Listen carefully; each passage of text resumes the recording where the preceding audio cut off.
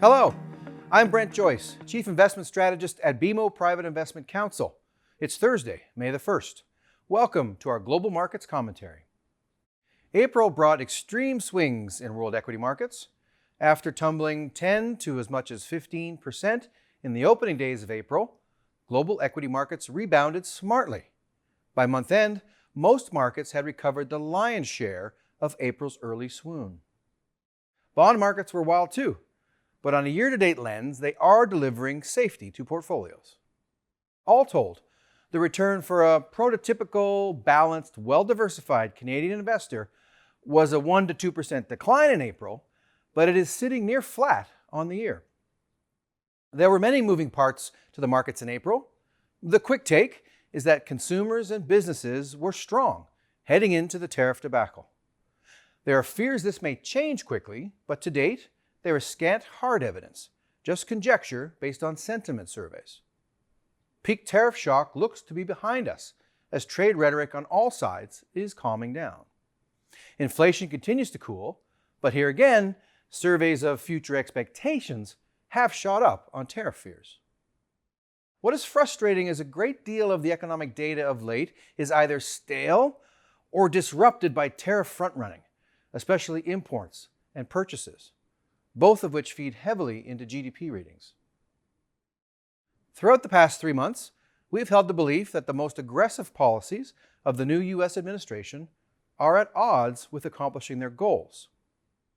We also feel that what is achievable, sustainable, and congruent with the laws of supply and demand in a modern capitalist system will be revealed in the fullness of time. April brought evidence that this is playing out. What stood out for us in April was the reaction in the U.S. Treasury market. We see this as the most important feedback loop. We'll spare the mechanics of bond yield term premiums, but U.S. long bond yields rose enough in early April to get policymakers to change their hardline tune. Governments don't own stocks, so equity market declines are tangential feedback. Governments borrow money in the bond market, and the U.S. borrows a lot. Rising yields have a direct impact on government finances. U.S. bond yields rose in April not for reasons primarily related to inflation or economic growth, but because the very things that underpinned the U.S.'s attraction as a safe haven were perceived to be weakened. Things like an adherence to its checks and balances that are embedded in the Constitution, but also a commitment to price stability as anchored inflation is threatened when central bank independence is threatened.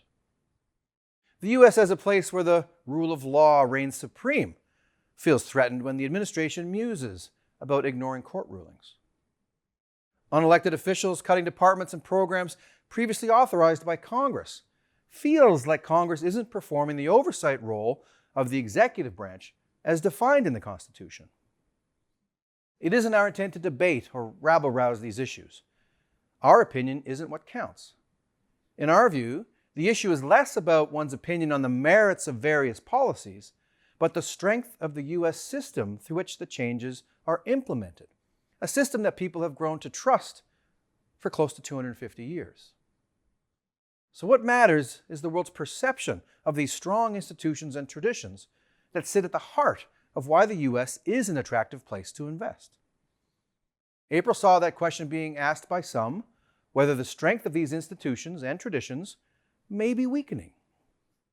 To us, the actions that followed the rise in U.S. bond yields are what matters most, strengthening our resolve that important feedback loops remain intact. Consider that after bond yields rose, tariff matters were walked back. The president's criticism of the Federal Reserve was dialed down, although not eliminated. Legal actions are moving through the courts. Members of Congress are becoming more vocal on fiscal issues, and even the leadership of DOGE is planning to spend more time at his other day job. After these actions, bond yields retreated from their highs. The path ahead is uncertain.